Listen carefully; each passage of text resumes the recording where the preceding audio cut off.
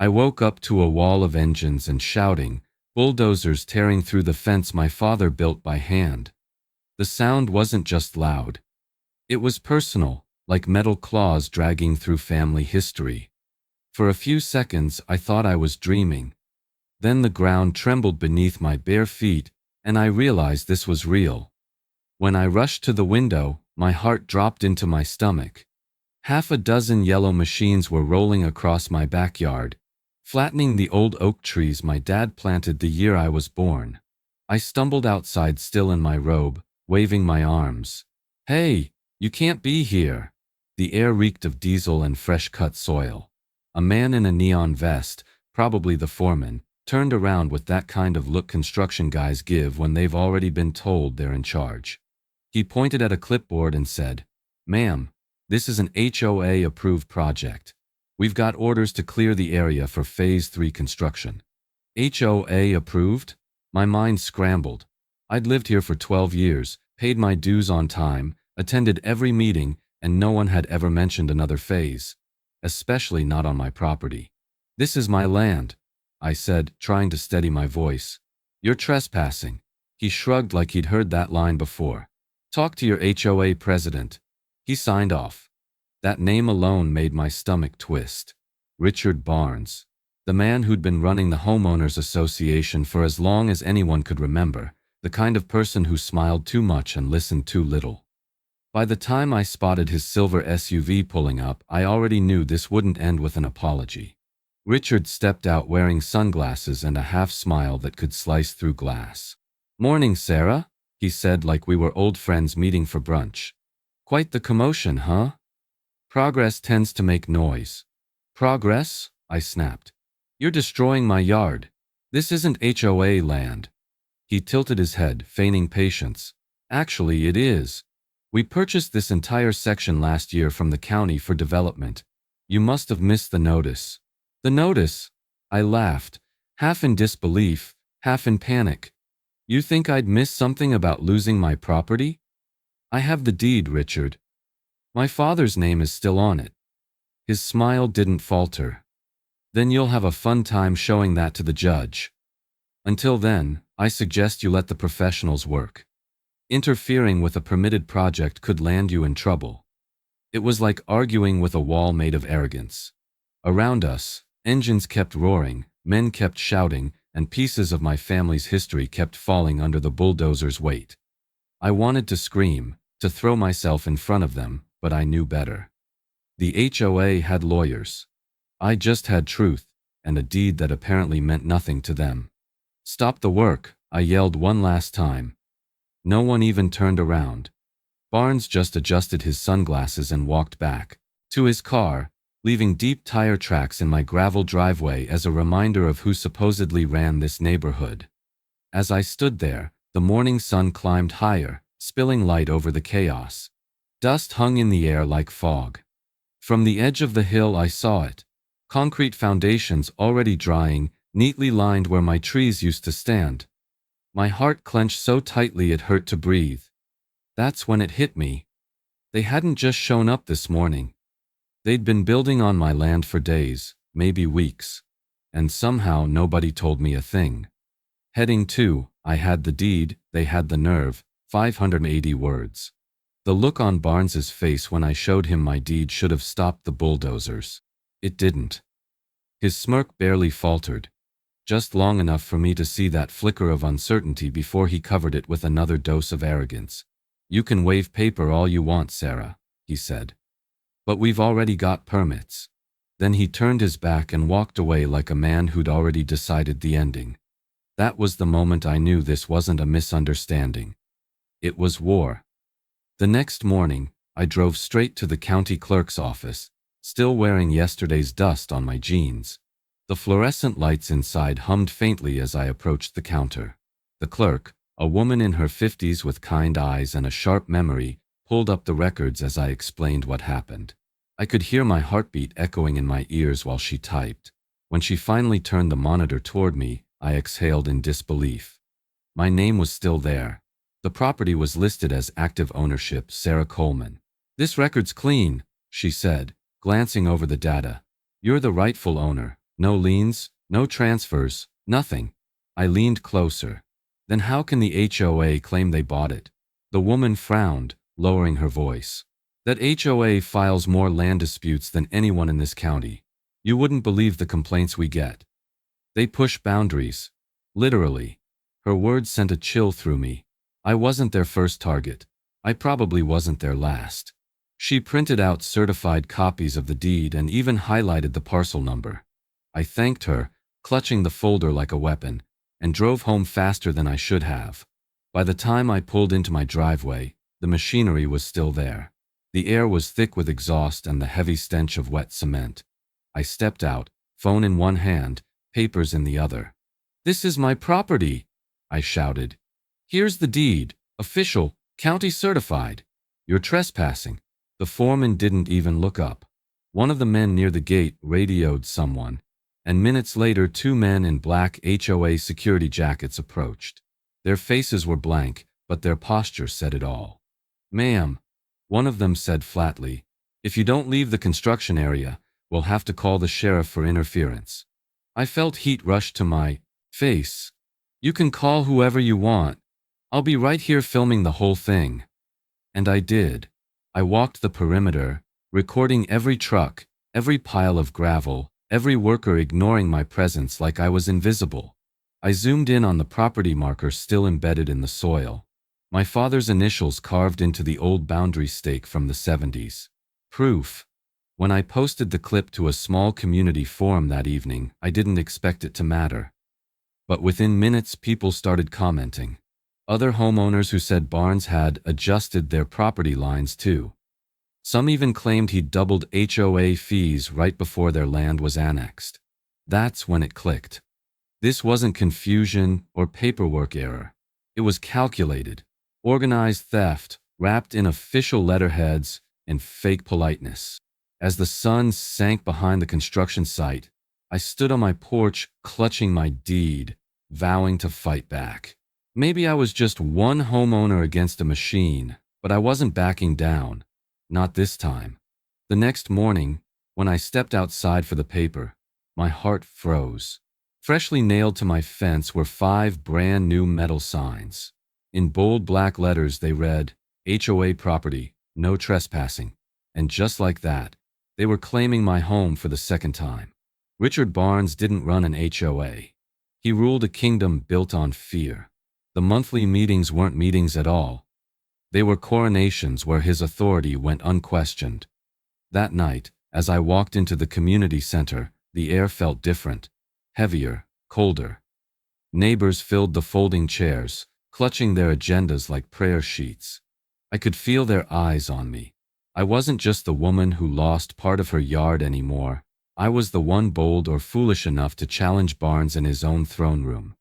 Richard stood at the front of the room in his pressed blue blazer, that same smug half-smile glued to his face. His gavel rested on the table like a weapon. "Let's call this meeting to order," he said, his tone smooth and rehearsed. When he spotted me in the second row, he paused. "Ah, Mrs. Coleman, glad you could join us. I assume this is about the land issue?" I rose slowly. My hands trembled, but my voice didn't. "It's not a land issue, Richard. It's theft. My property is being bulldozed under an HOA project that doesn't exist on county records." A few people shifted in their seats. One man coughed to break the tension. Richard chuckled softly, shaking his head. "Sarah, I understand this must be confusing for you. The boundaries around your lot are complicated. County lines can be tricky, especially when updates are filed electronically." He said it with such confidence that a few people nodded automatically, but I knew what he was doing, gaslighting me in front of my own neighbors. "Tricky," I shot back. "The county clerk confirmed my deed is active and uncontested. You don't own my land, Richard. You never did." For a second, the mask slipped. His jaw tightened and the corners of his mouth twitched. Then he leaned back and laughed, a dry, condescending sound that made my stomach turn. "Mrs. Coleman," he said, "perhaps you should spend less time on social media and more time understanding property law." A few people chuckled nervously, but most stayed silent. I scanned the room. Faces turned down, eyes avoiding mine. That's when I realized how deep his influence ran. Barnes wasn't just feared. He was obeyed. After the meeting, as I gathered my things, an older man in a denim jacket approached. He whispered, "Be careful, Sarah. You don't know how far he'll go." Then he walked out before I could respond. I stood there, heart pounding, as I watched Richard talk privately with two board members. They were huddled close, whispering. One of them, a younger man I recognized from the neighborhood watch, was holding blueprints. I caught part of their conversation. Phase 3 development, county easement, fast-track approvals. My blood ran cold. Later that night, I did some digging online. Richard Barnes wasn't just a retired realtor. He'd made a career flipping foreclosed homes during the recession. He had a reputation for cutting corners, for finding loopholes. There were even old articles about a lawsuit from a town 2 counties over. Property disputes, falsified deeds, and a mysterious settlement that vanished from public record. It all started to make sense. Barnes didn't care about community improvement or neighborhood pride. He was expanding the HOA's territory like a private real estate empire, parcel by parcel, homeowner by homeowner. As I left the meeting hall, the parking lot lights buzzed faintly in the fog. I felt a tap on my shoulder. It was my neighbor, Ellen. Quiet, gentle, always watering her roses at the same time every morning. She didn't speak. She just slipped a folded piece of paper into my hand and walked away. Under the dull yellow light, I opened it. The handwriting was shaky but clear. "You're not the first he's done this to." The paper trembled in my hands as the weight of it sank in. Barnes wasn't just after my land. He'd built an empire on stolen ground, and I was about to uncover just how deep the rot went. My father's name stared back at me, signed on a document dated 2 years after he died. For a long moment I just stared at the page, the neat black signature at the bottom looking exactly like his handwriting. It was a signature I'd seen 1,000 times growing up, on birthday cards, on school forms, on the deed to the land he bought after coming home from the service. My hands trembled as I turned the paper toward the attorney sitting across from me. "That's my dad's name," I whispered, "but he's been gone since 2018. Mark Jensen, the land use attorney I'd hired after the HOA meeting, leaned closer, his brow furrowing. "Then we've got a serious problem," he said. His office smelled faintly of coffee and old paper, the kind of place where bad news always sounded official. "This map," he went on, tapping the corner of the document, "is a filed plat revision. It shows your property absorbed into the HOA's development area, listed as Parcel C. And this signature, it's supposed to be the owner's consent." My stomach dropped. "They forged it? Looks that way." He reached for another folder and pulled out a copy of the county's approval form. "What's worse," he said, "the county signed off on this using that same signature as validation. It means the HOA submitted this as part of a legal expansion request, with your father's fake consent attached." I sank back in my chair. The hum of the air conditioner filled the silence as reality settled in. They hadn't just bulldozed my yard. They'd rewritten history to make it look like we gave it away. Mark flipped through more pages, muttering under his breath. "You're not the only one," he said finally. "There are 3 other property owners on this form with identical signature styles. Same pen stroke, same date formatting. Someone used templates." I felt sick. Who would even do that? And how did it get approved? He gave me a long look. "Sarah, falsifying property documents isn't just fraud. It's federal. If these were emailed, uploaded, or transmitted through the county's online portal, that's wire fraud. We're talking felony territory." The words federal and felony hung in the air like heavy smoke. I imagined Barnes sitting in his office, smiling that smug smile while signing forms he knew were fake. The thought made my blood boil. "So what do we do?" I asked. Mark rubbed his temple. "First, we document everything. Screenshots, timestamps, certified copies. Second, we notify the county assessor and the state land records division." "But He hesitated.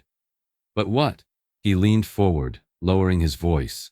Sarah, this kind of thing doesn't slip through by accident. Somebody inside the system had to approve it, and that means somebody got paid. I froze. The faint buzz of fluorescent lights above us sounded suddenly louder, sharper. You think the county's involved? He didn't answer right away. Let's just say I've seen cases where developers buy cooperation. It's cheaper than buying land outright. I looked down at the forged map again. The shaded sections, the new parcel names, the stamp of county approval beside my father's false signature. Every inch of it screamed corruption. Mark slid the document back into a folder and locked it in his drawer. We'll take this to the county assessor tomorrow, he said. But brace yourself, Sarah. Once they realize what we've found, things will get ugly. I nodded, swallowing hard. My father's name, the one thing he'd left behind, had been twisted into a weapon against me, and if they were willing to forge the past, I couldn't imagine what they'd do next. Mark looked at me, his voice low and steady. They didn't just fake papers, he said. They paid someone off. I expected a conversation. Instead, I got a lawsuit. The envelope was thick, heavier than normal mail, and stamped with a bold red seal that made my pulse quicken before I even opened it. Inside were 10 pages of legal threats, every line written in cold, clinical language that stripped me of my humanity. Cease and desist immediately, it said, from trespassing or interfering with construction operations authorized by Hendricks Properties, LLC. Trespassing on my own land. The letter claimed Hendricks Properties had acquired full rights to develop the parcel known as HOA Phase 3, backed by all necessary local and county permits. My name wasn't mentioned once, as if I'd been erased entirely from the story. At the bottom was a signature I didn't recognize, belonging to some corporate attorney out of Austin. It wasn't just paperwork, it was a warning shot. By the end of that week, a sheriff's deputy arrived with a court summons. Hendricks Properties was suing me for obstruction and damages, accusing me of costing them hundreds of thousands in development delays. I remember standing there on my porch, holding the summons, watching the deputy's cruiser drive away, feeling smaller than I ever had before. That's when the real intimidation began. HOA security vehicles started circling my street at night, their headlights sweeping across my windows like searchlights. They slowed whenever they passed my house, sometimes idling at the curb long enough to make me step outside just to show I wasn't afraid. The guards never said a word. They didn't have to. Their presence was enough. One morning, I found my car keyed from bumper to door handle. Deep, deliberate scratches that glinted under the sun. A few days later, my mailbox was torn from the post and thrown into the ditch. I filed police reports, but nothing came of them. Could be teenagers, the officer said, barely glancing at the damage. Hard to prove anything. Hard to prove. That phrase echoed in my head every time I looked out the window and saw another HOA truck parked nearby. It felt like they were watching, waiting for me to make a mistake they could twist into evidence. And Barnes? He didn't need trucks or letters. He used whispers. Within a week, I noticed neighbors avoiding eye contact, conversations stopping when I walked by. At the grocery store, I overheard someone say, "That's her, the one losing her mind over property lines." Barnes had planted the seed, and gossip watered it. He told people I was unstable, grieving, mixing up old records. He even hinted that my father had mismanaged the property before he died, as if that justified everything. It was a perfect strategy. Discredit the woman before she ever sets foot in court. But he didn't know one thing. I wasn't alone anymore. Mark, my attorney, had been digging. Quietly, methodically. He spent hours combing through county records, developer filings, anything with the name Hendricks Properties. Then, one night, long after sunset, my phone buzzed. The clock read 11:47 p.m. Mark's name lit up on the screen. His voice was low, urgent. "Sarah," he said, "you need to come to my office first thing in the morning. I just found something in their emails." There was a pause, and I could hear the sound of paper shuffling on his end, the kind of silence that only comes when someone's staring at evidence they can't believe exists. "What kind of something?" I asked. He exhaled slowly. "The kind that explains how Hendricks got your land. And who helped them do it." The line went dead, leaving me alone in the dark, clutching my phone as the hum of a patrolling truck passed by outside. Whatever he'd found, I knew one thing for certain. The truth was about to come out, and someone powerful was going to burn for it. I hit record. By morning, my backyard war zone was on every news feed in the state. That night, after the call from Mark, I sat at my kitchen table with a cup of cold coffee and my laptop open. The house was dark except for the pale glow of the screen, flickering across the stack of legal papers that now cluttered my life. I opened the folder of videos I'd been secretly taking: the bulldozers, the guards, the destroyed fence line, and Richard Barnes smirking in the background like he owned the world. I hesitated for a moment, wondering if going public would make things worse. Barnes had already turned neighbors against me, and Hendricks had lawyers bigger than the county courthouse. But silence hadn't protected me so far. It had only let them build. So I uploaded everything. The title was simple: "They're building on my land, and no one will stop them." I expected maybe a few comments from local residents. Instead, within hours, my phone wouldn't stop buzzing. By dawn, the video had hit 1 million views. My inbox overflowed with messages: journalists asking for interviews, strangers offering support, even other homeowners sharing eerily similar stories. One message read, "Same thing happened to my dad's farm in Oklahoma." Another, "That HOA guy needs to be in jail." By noon, reporters from local TV stations were parked outside my house, pointing their cameras toward the construction sites still roaring behind my fence. The sound of diesel engines mixed with the whir of drone cameras flying overhead. Neighbors who had ignored me for weeks now peeked from their windows, whispering. Some came out, cautiously, just to say they'd seen the video and didn't know what Barnes had really been doing. The tide was shifting, and Richard knew it. He called an emergency HOA press briefing the next day. Standing in front of a line of unfinished houses, he spoke into the cameras like a seasoned politician. "This homeowner," he said, referring to me without using my name, "has unfortunately misinterpreted official documents. The HOA followed all legal protocols. We understand emotions are high, but we urge everyone to trust the process." Then he went further. "We've reviewed the so-called deed she posted online," he said, voice smooth and measured. "It appears to have inconsistencies. Frankly, it might be fabricated." The word fabricated hit like a gut punch.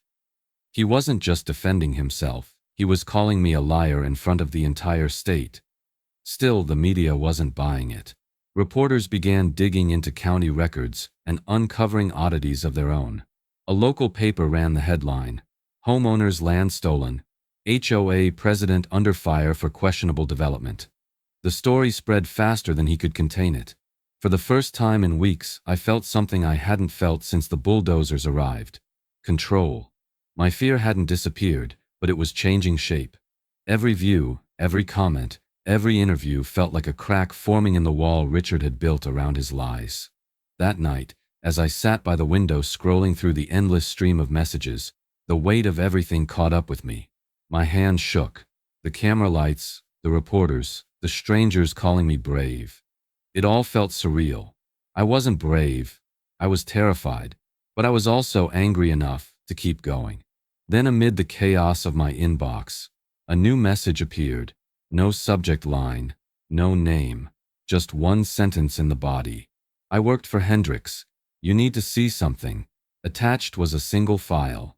No description, no signature. I stared at it for a long time, the cursor hovering over download. My heart pounded in my chest. Whoever had sent it could finally expose everything, or destroy me completely. The flash drive arrived in a plain envelope with one line scrawled across the front. They knew. There was no return address, no name, nothing to hint at who sent it. I turned it over in my hands, half expecting it to be a prank, but deep down, I knew. This was the follow-up to that anonymous email. I called Mark immediately. "Don't plug it in," he warned. "Bring it here first. If it's real, it could be exactly what we need." By the time I reached his office, my nerves were shot. Mark slipped on latex gloves before sliding the small black drive into an air-gapped laptop. The screen flickered, loaded, then filled with a series of folders labeled correspondence, contracts, and surveys. My pulse quickened as he opened the first one. Inside were dozens of emails, real traceable messages between Richard Barnes and executives at Hendricks Properties. The subject lines alone made my stomach twist. Boundary adjustments, Parcel C, quiet title coordination, county sign-off. Mark clicked one open and read silently before looking up, his jaw tight. "They knew," he said quietly. "They knew this wasn't HOA land." In one message, dated nearly a year before the bulldozers showed up, a Hendricks vice president wrote, "We're still waiting on the county clerk to finalize the reassignment. Barnes confirmed she'll expedite it once the adjustment payment clears." "Adjustment payment?" I asked. He gave me a grim look. "That's a bribe, Sarah. They're talking about paying a public official to alter survey boundaries." I felt the blood drain from my face. "So the county clerk was part of it?" "Not the entire office," he said carefully, scrolling through more messages. "But one person, maybe two. They had help. Each new email was worse than the last. Discussions of correcting boundary discrepancies, fast-tracking approval for HOA annexation, and ensuring the homeowner's deed is quietly sunsetted. There was even a scanned memo from Barnes to the developer reading, "The homeowner is unlikely to challenge legally. If she does, we'll bury her in process delays." I couldn't believe what I was reading. They'd planned every step, even my resistance. Mark leaned back, rubbing his temples. "This is enough to prove intent," he said. "We can build a fraud case out of this. Wire fraud, property misrepresentation, conspiracy, bribery. It's all here." I watched him pull up a county parcel map on his second monitor. "See this?" he said, pointing to the bold line marking my boundary. "That line doesn't move unless someone alters the survey file. And that's not a clerical error. Tampering with official land survey records is a violation of state engineering law, a criminal offense." The room felt smaller with every word. My father's land, his name, my home, all reduced to a set of forged lines traded between inboxes. Mark copied the emails to a secure drive. "We'll turn this over to the state attorney's office," he said. "But don't post it yet. If Barnes finds out we have this, he'll panic, and desperate men make dangerous moves." I nodded, but my stomach wouldn't settle. The thought of Barnes knowing I'd finally cornered him filled me with a mix of satisfaction and dread. When I got home that night, the neighborhood was eerily quiet. The bulldozers were gone, replaced by silence, the kind that feels too deliberate. I poured myself a glass of water, sat down at the kitchen table, and opened my laptop to check the county's property site. Something I'd done 100 times since this started. But this time, when I typed in my parcel number and hit search, the result came back empty. Record not found. My property file had vanished from the county database. I typed my parcel number, and the map came up blank. For a second, I thought maybe the website was down. I refreshed the page, checked my Wi-Fi, even tried from my phone, but each time the same message stared back at me in sterile gray letters. No active record found. The little square of land that defined my life, my home, my history, had disappeared from the county database. It was like my property had been erased from existence. Panic surged through me. I called the county assessor's office right away. After a few minutes of hold music, a young clerk finally answered. "Yes, ma'am," she said calmly, as if reading from a script.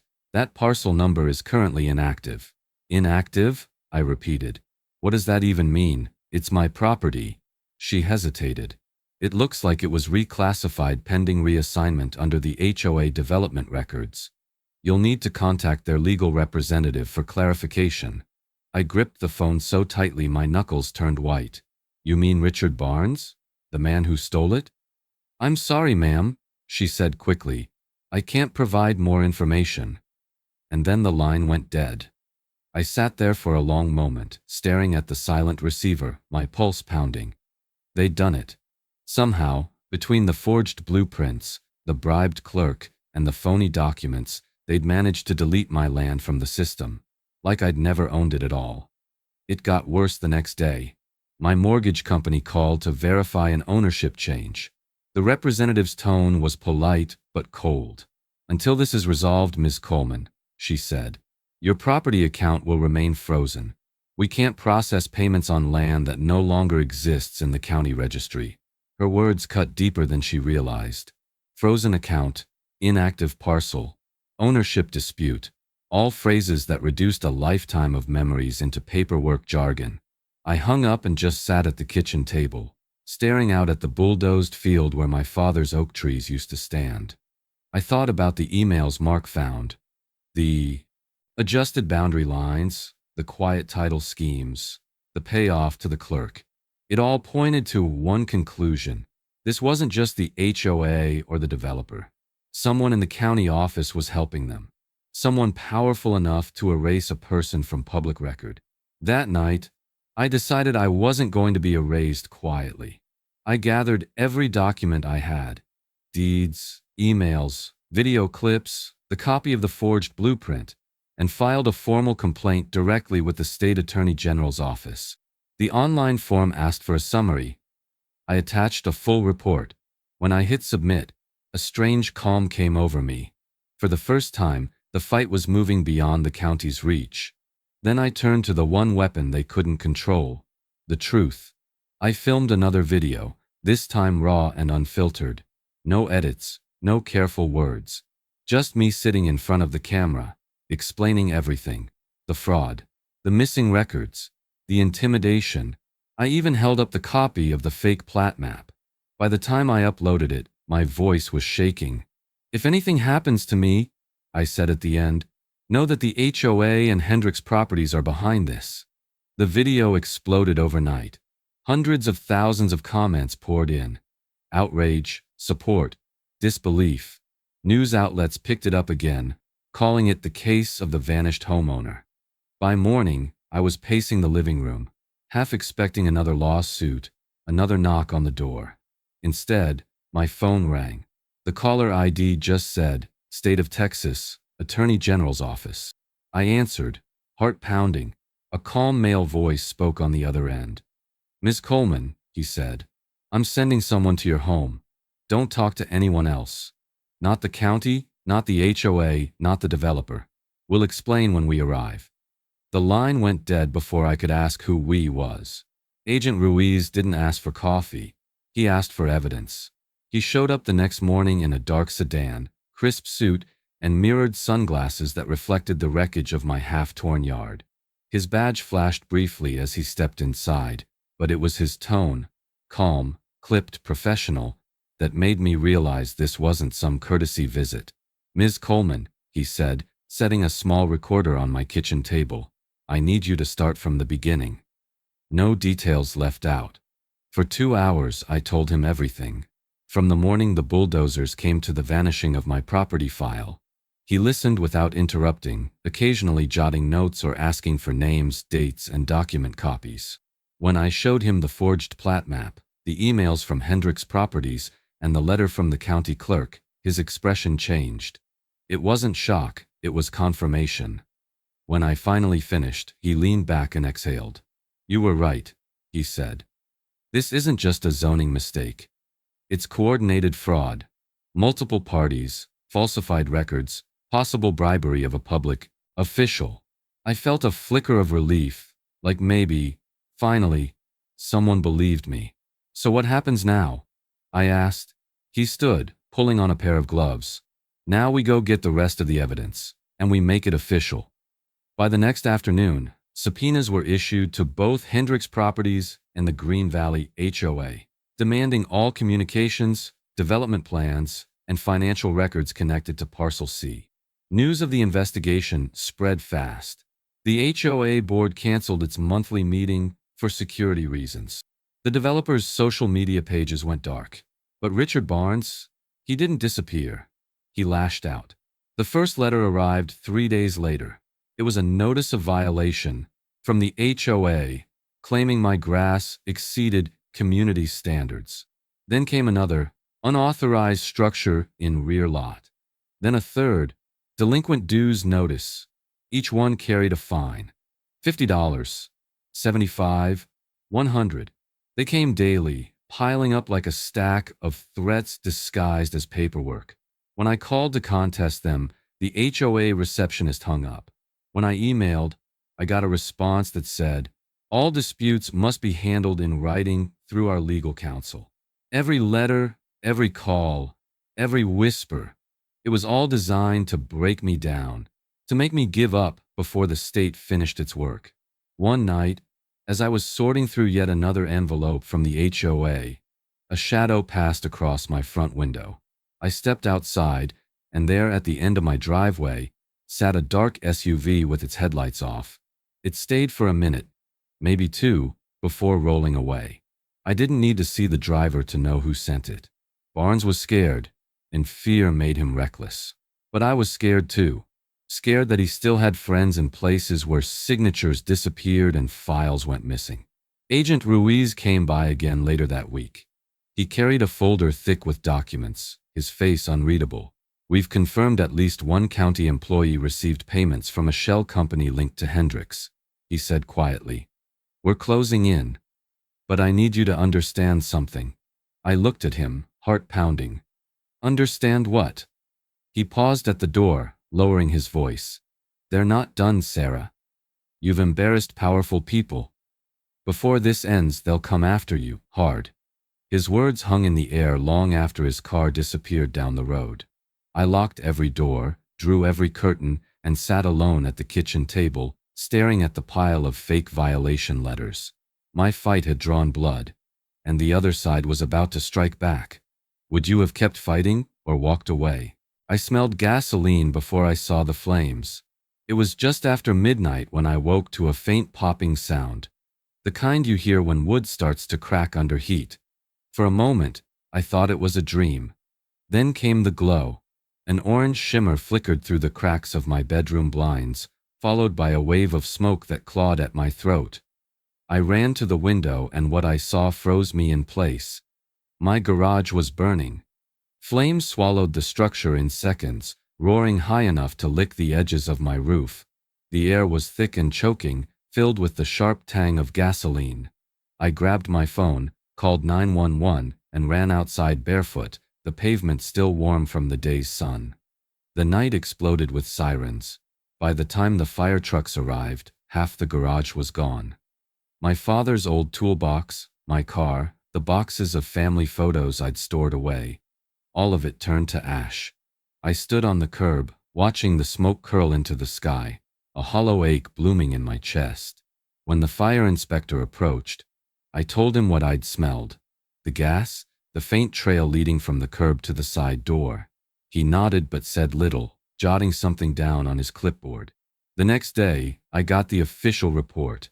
Possible electrical malfunction. No signs of foul play. Electrical. I didn't even have wiring on that side of the garage. Mark came by to look at the damage, his face set in grim lines. "Convenient, isn't it?" he said. "First your deed disappears, now your garage burns. They're trying to scare you." I knew he was right. It wasn't just intimidation anymore, it was escalation. But if they wanted fear, they miscalculated. Because for every threat, my resolve only grew stronger. The next morning, my phone started buzzing non-stop. Neighbors, reporters, even strangers online were reaching out. Someone from the community had shared my story again, and this time, people were angry. A crowdfunding campaign popped up overnight. Help Sarah Coleman fight back. Donations poured in from across the country. Small amounts, $5 here, 10 there, but they added up. Then something unexpected happened. A message came through Mark's secure email from the whistleblower. The same person who'd sent us the flash drive. Only this time, they weren't hiding anymore. They wanted to testify. Mark's reply was short and firm. "We'll make it happen." I met the whistleblower 2 days later in his attorney's office. A nervous young man in his 20s, named Kyle. He'd worked for Hendricks Properties as a junior survey assistant. When he told me he'd watched Barnes and the developer's executives alter documents firsthand, I felt my stomach twist. I stayed quiet, he admitted. But when I saw your house online, I couldn't anymore. For the first time in months, I didn't feel alone. The fear was still there, but it wasn't the same kind. It was focused now, edged with determination. That evening, standing in the wreckage of my garage, I looked at the blackened concrete floor and thought of my father. He'd always said, "You protect your ground, no matter who tries to take it." So that's exactly what I was going to do. A week later, the court officially set a hearing date for Coleman versus Green Valley HOA and Hendricks Properties. But before I could even process it, Mark called with news that hit like a punch to the gut. Barnes just hired new representation, he said. Who? Blaine and Rowe, the biggest corporate law firm in the state. I looked at the ruins of my garage still smoking in the night air and whispered, "Then we're finally in the big leagues." When the whistleblower took the stand, Barnes finally looked afraid. For weeks, the courtroom had been a battlefield. Filings, objections, whispered strategy between attorneys.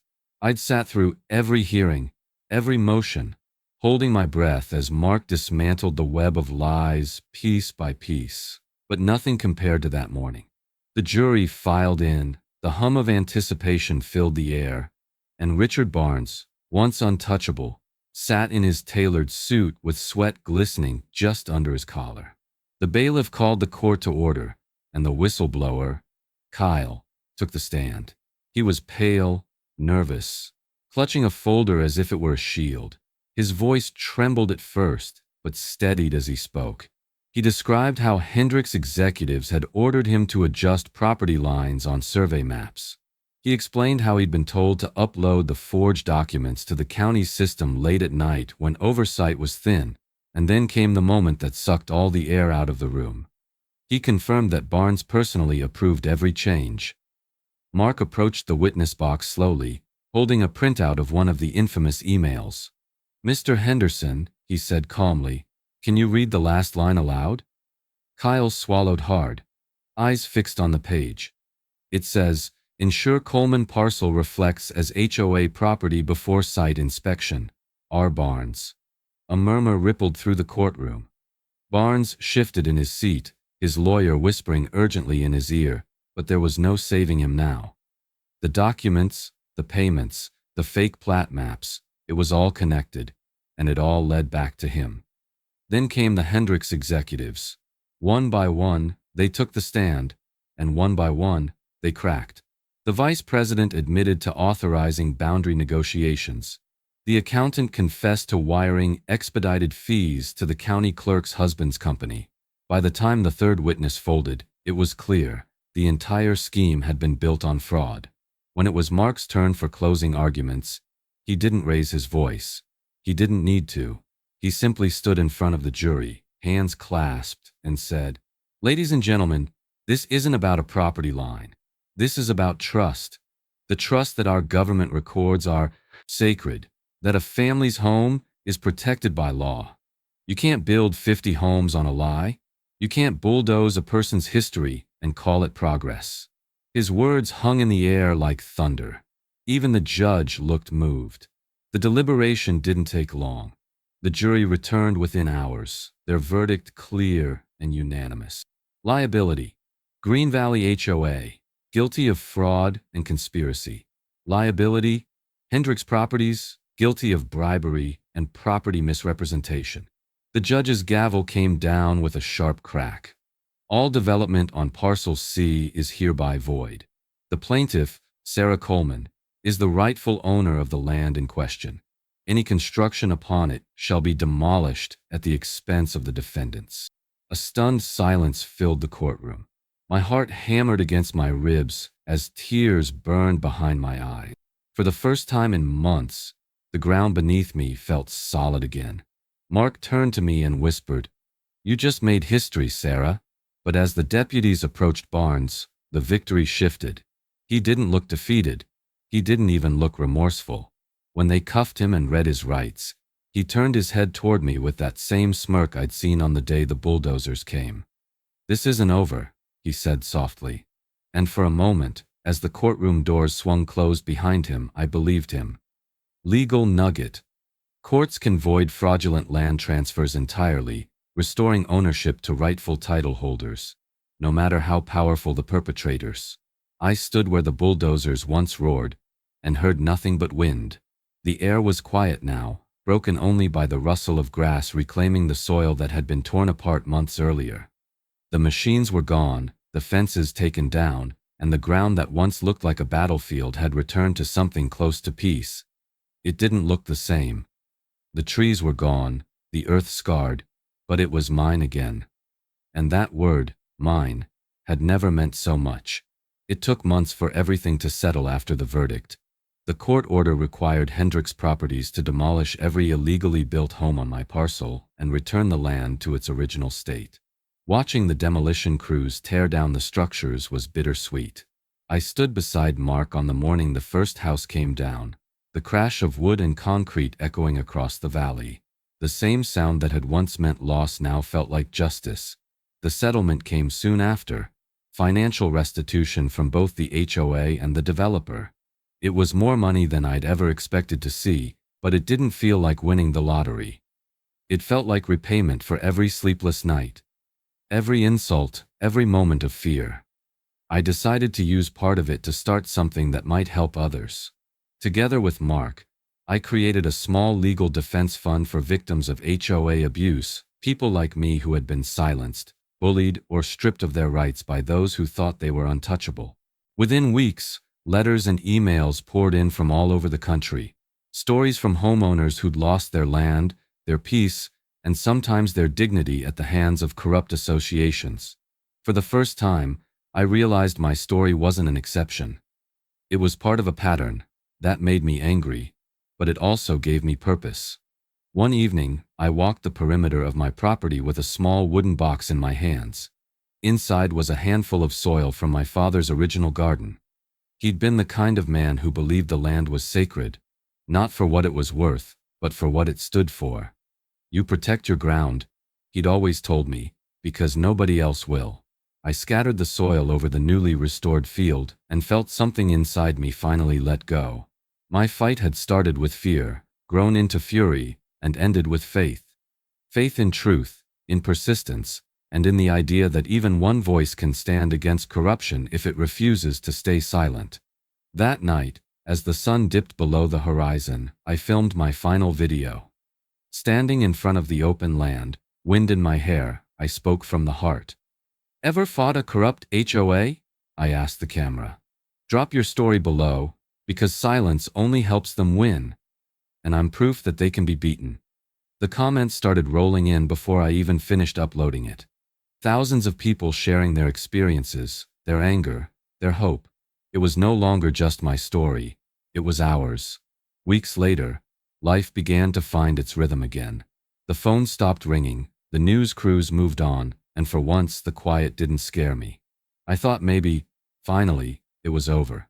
But just as I was closing the gate one evening, headlights appeared at the end of the road. A county truck slowed as it passed my driveway. The driver lingered for a moment, watching. I couldn't see his face, just the outline of a clipboard resting on the dashboard. Then, without a word, the truck rolled forward and disappeared around the bend. The camera fades before we see who's inside.